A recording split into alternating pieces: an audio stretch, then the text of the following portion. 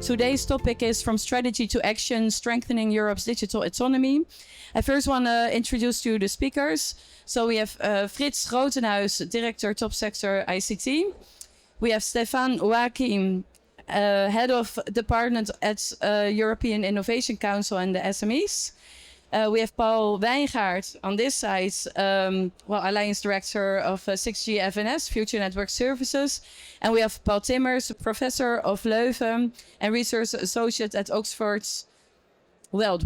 My name is Anke Kuipers, and today's setting is about, there's a lot of developments lately, so the whole world is a little bit upside down, if I can say it so. There has been research done by Draghi, there has been the Eurostack developments, all kind of initiatives to develop leadership, I think, on how we can build a stronger Netherlands, a stronger Europe. And I'm just curious to each one of you, how do you see yourself, your role in that, how you see your role in that development? Thank you so much, Anke. It's great to be here again at the Dutch Pavilion, ladies and gentlemen. Maybe good to start and going back to the end of the 1980s. Then we had Jacques Delors. He was the previous chairman of the European Commission, and he raised the red flag, because Europe was in crisis, and it was about we had a need for further European monetary integration, and that resulted in 1992 in the Maastricht Treaty, and 10 years later, in 2002, we had the euro. So we went towards more European monetary integration. A couple of months ago, of course, Draghi raised another red flag.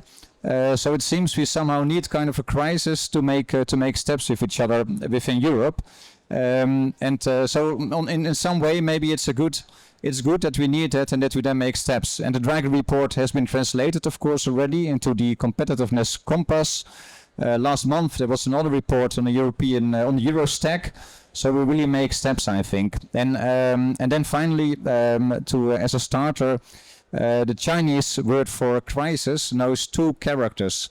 On the one hand, it's a threat, it's dangerous, and at the same time, the other character is about opportunity. And I think that's the way we might look at this. I think that's also the best way to look at it. Like, every challenge is an opportunity to grow, an opportunity to learn, and also an opportunity to grow faster and to do things faster. And I think one of the really great initiatives that we have in the Netherlands is actually Future Network Services, building already also on one of these technologies with 6G. So how do you see your role as Alliance Director and in all these developments in it? Yeah, thanks for the question and thanks for being here. And indeed, so in the Netherlands, we currently are addressing the research and development of 6G technology in a large ecosystem. So we have various companies, universities, knowledge institutes in the Netherlands, all working together to do this innovation, and it's funded by the National Growth Fund. So we were lucky to get government funding to drive this initiative, and with this we bring Dutch companies, large and small companies, into pole position, work with international companies. So we work together with Ericsson, Nokia. So that's the link to Europe. But the Ericsson and Nokias want to have new examples of what 6G could be.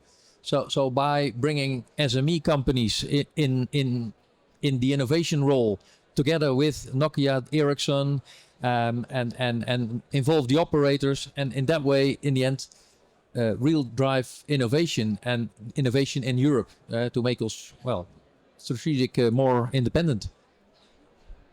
Yeah, very interesting. And I think, you're also embody, of course, a larger group of people. So the corporates, but also many new exhilarating scale-up and startup initiatives. So that's all combined, I think, is quite interesting to have that perspective also present today. And Paul, you are involved in this more from kind of the research angle as well. So how do you look at these subjects? Yeah, let me say something about what Frits already mentioned, the Eurostack. Because the idea is that we really need to have an alternative for digital autonomy in Europe. And we all know this idea of a stack, layers of technology, starting from the basic, the raw materials, the chips, you have the networks very much present here, data, AI, cloud, of course. And if you look at it properly, you see that Europe has a very, very great dependency on other countries outside Europe for this digital stack. In fact, 80% of all the ICT, the digital technologies that we use, is coming from outside Europe. And this is not only about us being more vulnerable, and in geopolitics today we see what that can mean, but it is also about jobs. The jobs that are not created in Europe. There's also about knowledge that is disappearing. There's also about less investment that could happen in Europe.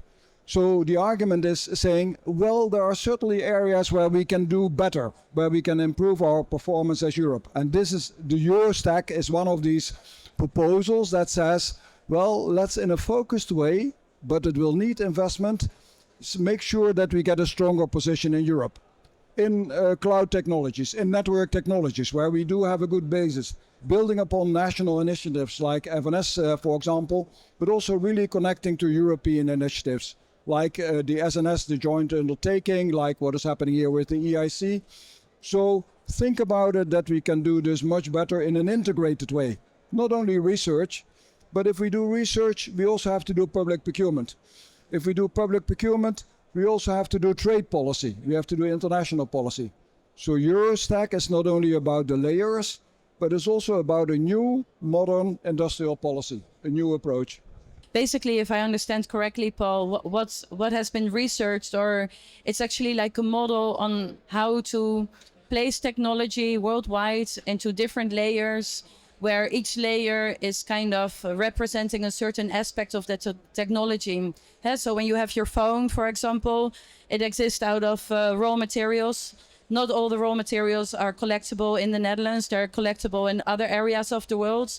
So by creating an Eurostack, basically it's kind of dividing your phone, it's dividing your technology into different layers, and each layer is connected, if I understood correctly, to a different part of the world, and showing which relation that has in the world, and also therefore kind of showcasing where we stand in the Netherlands for that matter, right? Yeah, if I can comment on that. So in our program, so we looked at the Eurostack, and so there are, let's say, something like 20 areas defined of relevance in the end to have services. So we mapped roughly 8 or 9 which are in our program, and they are on various layers of the stack, and those companies in the particular areas work together to solve the end-to-end solution.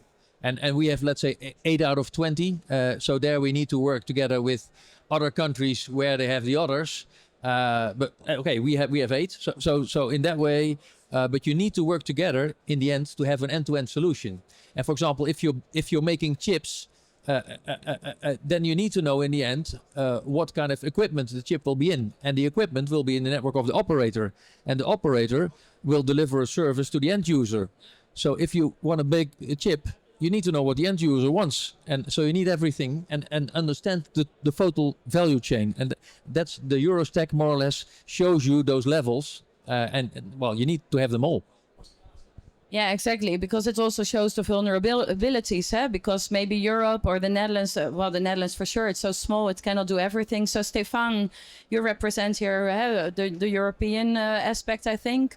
So I'm really curious to hear also how you, from more the European point of view, look at that with regards to what you do. Thank you. It was a pleasure to be here. So I'm representing the European Innovation Council. So it's a program of 10 billion euros for the period of the EU budget from 2021 to 2027. We're about halfway in spending that money. We are doing financing for disruptive technologies from the idea all the way to the scale-up process. We have created a fund, an investment fund that provides directly equity into companies that are promising, and we're basically trying to identify the potential winners in this global race in technology and making sure that they have the necessary support at every stage of the development of the idea to the way they go into commercialization, and make sure that they can stand a chance in the global competition that exists today with Asia, with North America, in those critical tech sectors on which Europe is being perceived as losing ground. But I mean,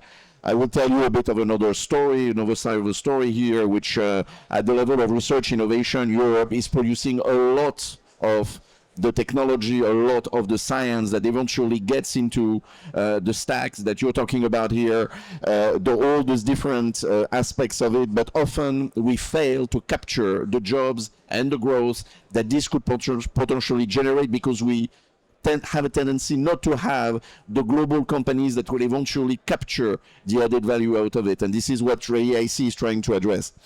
But apart from that, we have to say that in the cooperation with the Netherlands has been really optimal, very excellent. Netherlands so far, so in the program, in the number of companies that we have actually supported, the Netherlands come in third behind France and Germany with about 100 companies each.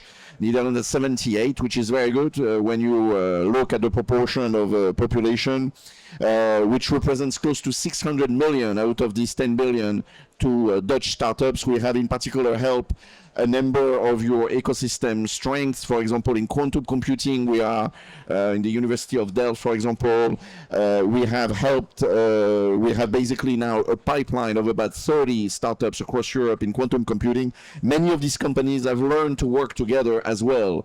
So for example, Qubits in the Netherlands has been bought by Pascal and so on, which is in France.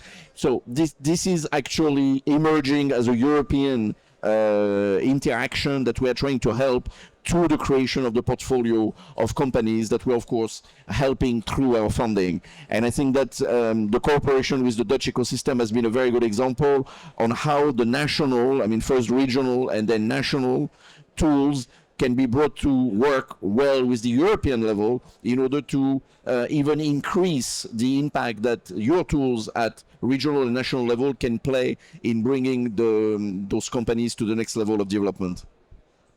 Yeah, super interesting. One of the things that I hear a lot is the ecosystem thinking. So both from like the Eurostack, how to tackle that issue. It's like thinking of the situation from an ecosystem perspective. I also hear that you, from a policy making perspective in Europe, you're also now thinking about how do we address it as an ecosystem, because it's not only startups, maybe getting bigger companies connected to it. So what is there in place? Like, what are the thoughts of making it, for example, more interested or more interesting for the younger companies to stay also within the net or within Europe? So once a company becomes big, what you often see is a Chinese or a company from the States come and they buy this fantastic technology that we create in Europe. So what initiatives are there in place to also stimulate actually the bigger companies to adopt those European developments? I don't know if this is something one of you can answer, but it's because you named the corporate perspective. Yeah, so basically we're trying to move step by step. I mean, like I said, we have a lot of technology, a lot of new companies that are emerging from our research institutes, from our universities. And what we try to do at the EIC is to provide them the necessary support so they can get to the next stage, commercialize, create their startup, start selling, start the industrial phase, and making sure that they can do that in Europe. I think now we are introducing a new component of the EIC, which is called STEP, when we focus on critical technologies. Just started at the beginning of this year, where we provide the next stage of financing. Now we are providing tickets from 10 to 30 million in order to accompany those that have emerged from the pipeline with the necessary funding on the growth stage. Because indeed, you're right to say that when the companies are becoming bigger, they tend immediately to require bigger tickets for growth. The European funds, private funds, continue to be relatively shy when it comes to this high-tech company with perspectives that are not necessarily clear, and therefore there is often necessity to bring American investors into those companies, and then probably at some point the issue of crossing the Atlantic and developing there becomes more potent. So we're trying really hard to make now the next stage in order to bring the next stage of financing available for companies and making sure that they are, I would say, not tempted to cross the Atlantic too early, and giving them the possibility of developing really a European path of growth. But understand me well, we need to build global companies out of Europe. So these companies will have to sell in the US, they will have to sell in Asia, and we are certainly helping them to come, like we are helping them to come here in Barcelona. We're also helping them to come to Las Vegas, to CES, to the Silicon Valley, to find partners and markets, because otherwise companies cannot compete. But at the same time, they need to retain their base and to retain the growth and jobs here in Europe, and this is what we're trying to do. Yeah, no, absolutely. I can also mention, hey, you need launching clients, and that's something you can definitely stimulate, I think, from a European perspective. You also need to, at the end, companies want to sometimes sell also their companies. So that's something that's interesting also for other companies to do.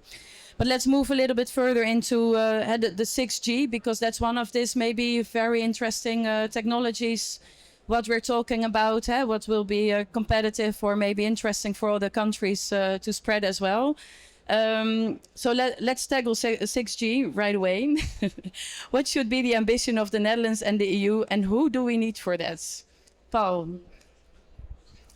Well, the ambition is to become a leader in certain areas, because we can't be leader in 6G in all.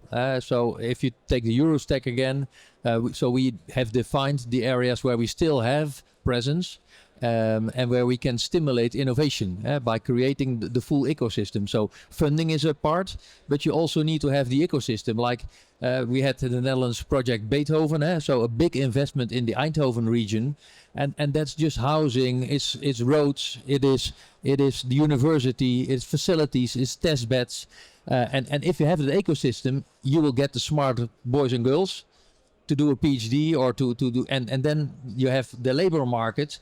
In the end, it's also interesting for companies to be there, because if they want to be where the talent is. So that's what we do, and as our program, we're part of it. So in that ecosystem, we specifically want to develop on specific areas, and we do this in the Netherlands, but also with the link to Europe. So we aligned with the SNS program. So a lot of partners in our program also participate in SNS. Or, for example, with working with Nokia and Ericsson, they do things with us in the Netherlands, but they do also things in other countries. But it comes together in this ecosystem of companies working on the technology. And well, moving that forward, so what should the EU do then in relation to that Eurostack, what also Paul is talking about, and why and when, and what could hamper action? I think that Stéphane is certainly right that the EU does a lot of things, but I think the EU doesn't do enough. And it doesn't do it enough in a really targeted way. Asking yourself the question, if we now invest in 6G, are we actually contributing to European sovereignty? Are we actually contributing to strategic autonomy? Let's take a concrete example. So we are great in quantum. We have 30 companies that are doing great work. So do we make sure that the technology that is critical for national security in quantum is developed by European companies and stays with European companies? Do we make sure that this technology is sold without any barriers in the internal market throughout the whole European Union? Because you can imagine immediately countries are going to say, well, it has to fit with my national security. And then you get all these 27 variations. There should be just one market for that. Are we making sure that companies are not easily being bought by Chinese, American, or other foreign capital? So do we take a golden share in these companies? And do we actually make sure that the technology that can be marketed globally goes with trade promotion international? Because you are quite right, you know, the best approach is, of course, have a strong industry at home and make sure that you can sell globally. So I think this is what is a modern industrial strategy. You think about it, what does it actually contribute to the two things that are nowadays important for Europe, which is competitiveness and security? So that is what strategic autonomy is about.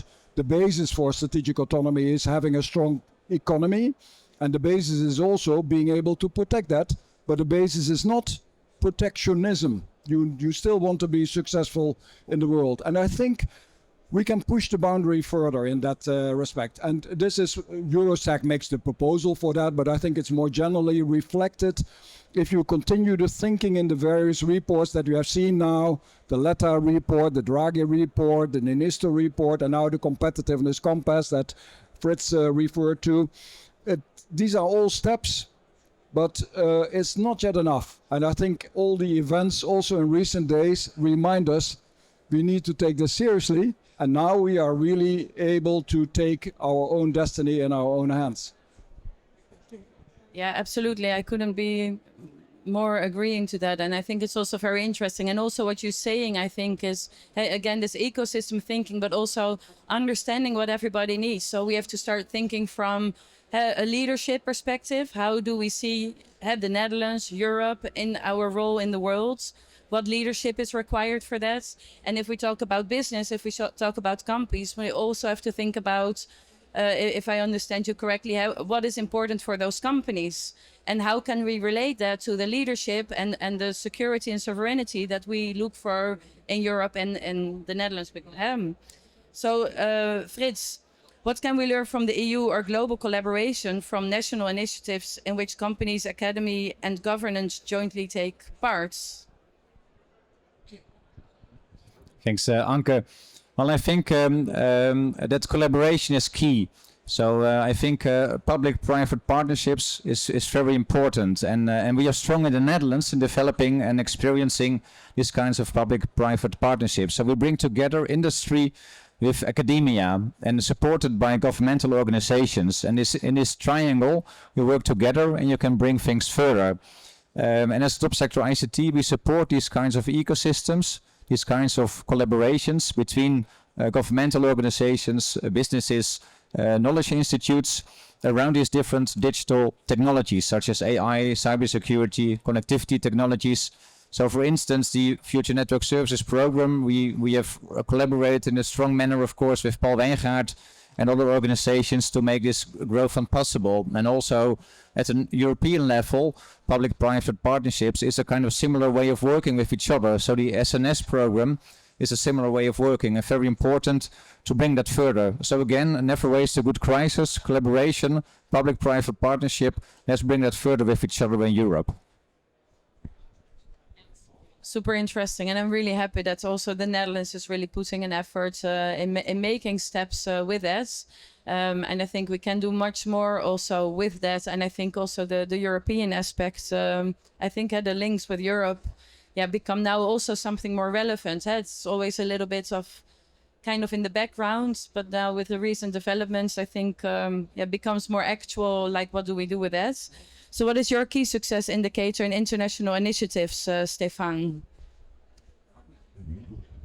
Well, we're trying all the time to ensure that whatever we spend money on can bring actually impact from our companies, because at the end of the day, we're doing all these activities for the sake of the companies, opening doors for them, finding them new contracts, strike new partnership, and making sure that we can ease their growth path into getting to the point when they become a global player here. So we are all the time re-asking ourselves the question into where are we investing money, where are we spending money, and making sure that the impact is there. So there is a close relationship between every activity we're doing, measuring the impact, and then deciding we continue, we change, we develop, we accelerate, we deepen. But what has been said earlier was right on spot, because I mean, we cannot do anything at European level without the ecosystems developed at member states level. If the ecosystems are not there, we cannot really help anything at European level, because we are too far up and detached from the reality in order for us to do that. So we need to do that in cooperation with the ecosystems that are being developed. And indeed, Europe is not doing enough yet. I mean, otherwise we wouldn't have the Letta report, the Draghi report, identifying a gap of 750 billion euros of investment, where we need to actually put a lot more money on making sure that Europe develop the technologies on which our future economic sovereignty is based. Economic sovereignty and increasingly security as well. So of course we are not doing enough now. We have established, I would say, a number of very good starting points, but it needs now to be fueled and deepened. And we need also to, I would agree, to collaborate more between the various levels, regional, national, and European, in order to make sure that we optimize and we synergize, I would say, all these interactions, because of course it's only together that we will be able to actually do that, because it doesn't really make a lot of sense for us out of Brussels to repeat what has been done more effectively at national level. So we need to learn from these lessons and making sure that we bring value by putting the money where it can help what has been done already at national level successfully to go deeper. So I think in a way, again, the partnership that we have been doing with the IC is demonstrating the value of this partnership idea, and we hope that we can continue to work in that area, also with our partner in the Netherlands, which are extremely effective and extremely focused on success. And you talk a lot about the money, and it's also part of Draghi, and that's a lot of what's also been shared at the moment on LinkedIn. So where should we put the money as Europe or in the Netherlands? Do we have an overview yet, for example, of what companies are already in the different parts of the stack where we should invest in? Or how maybe you, Paul, do you have some idea from a research perspective on that? Yeah, well, a little bit about the money. So in the money, Draghi says we need to invest 800 billion more annually to stimulate innovation and become more competitive. And then people say 800 billion, oh, that's really a lot of money. So let's divide 800 billion by 400 million Europeans. So that's 2,000 euros per European per year. And by the way, this is total investment. So public investment is actually the basis for that. And typically, €1 public investment generates 10 euros private investment. So actually, we're not talking about 2,000, we are talking about 200 euros per European per year. Anyone shocked about 200 euros? Not too much. So actually, we should ask all the citizens where to put the money. I like that idea. But I think that's also a question, and maybe we can close off to that, because it also requests leadership. Where should we put the money? What are those key technologies? What are the companies?